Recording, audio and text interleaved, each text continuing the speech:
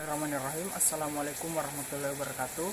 Perkenalkan, nama saya Nasrullah dengan NIM 90.111.18.009. Adapun pada kesempatan kali ini, untuk kesekian kalinya saya akan menjelaskan mengenai materi fikih muamalah kontemporer tentang akad wakalah. Jadi langsung saja masuk pada pembahasan yang pertama, yaitu mengenai definisi wakalah. Jadi wakalah ini secara etimologi atau secara bahasa adalah perlindungan atau al-hifz. Ada kalanya wakalah bermakna penyerahan, seperti pada perkataan tawakkaltu 'alallah, yang artinya aku serahkan masalahku kepada Allah Subhanahu wa taala. Dan secara terminologi mendefinisikan wakalah berarti mewakilkan dan menyerahkan kewenangan untuk melakukan sesuatu kepada orang lain, serta menyerahkan sejumlah dana untuk melaksanakan kewenangan tersebut.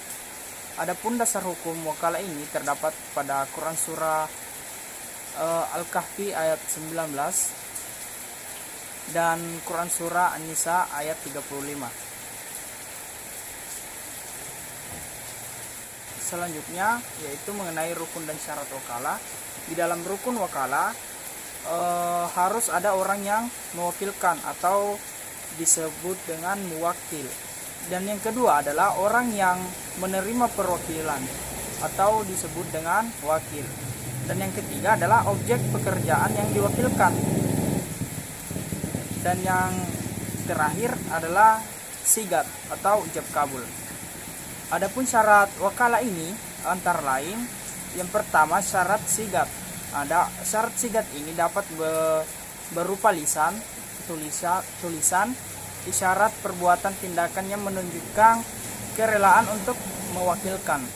Dan yang syarat kedua adalah syarat orang yang mewakilkan ialah cakap, berakal, balik, dan muwakil harus pihak yang berwenang untuk melakukan sesuatu yang akan diwakilkan. Dan yang ketiga adalah syarat orang yang menerima perwakilan. Syarat orang yang menerima perwakilan ini adalah berakal dan balik. Wakil harus mengetahui kewenangan yang diwakilkan kepadanya. Dan yang keempat adalah syarat terkait kewenangan yang diwakilkan. Nah, syarat terkait kewenangan ini yang diwakilkan, kewenangan ini berupa kewajiban dan hak.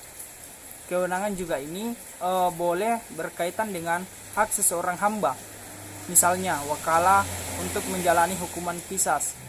Menurut ulama Makaliyah, kewenangan itu bukan berkaitan dengan ibadah badaniyah seperti sholat dan puasa. Maka wakalah contoh tersebut tidak sah. Syarat wakalah juga terdapat syarat objek wakalah. Nah, syarat objek wakalah ini merupakan kewenangan muwakil.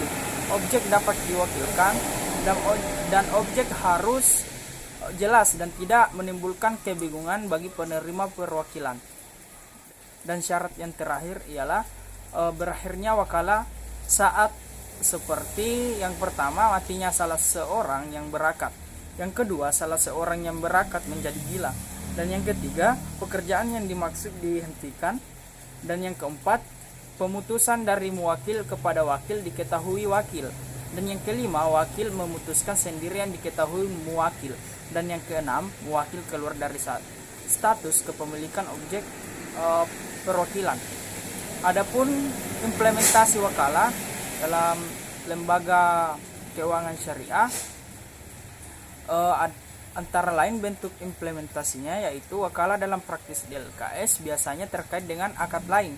Dan yang kedua, misalnya dalam pembiayaan mudharabah, pihak LKS mewakilkan kepada nasabah untuk mencari barang yang akan dibeli dengan pembiayaan tersebut. Dan yang ketiga, selain praktik tersebut, di lembaga keuangan syariah umumnya ada jenis produk yang menggunakan akad wakalah seperti letter of credit, transfer, clearing, dan RTGS, serta inkaso dan pembayaran gaji. Mungkin itu saja penjelasan pemahaman materi saya mengenai akad wakalah. Mohon kurangnya dimaafkan. Sekian. Assalamualaikum warahmatullahi wabarakatuh. Terima kasih.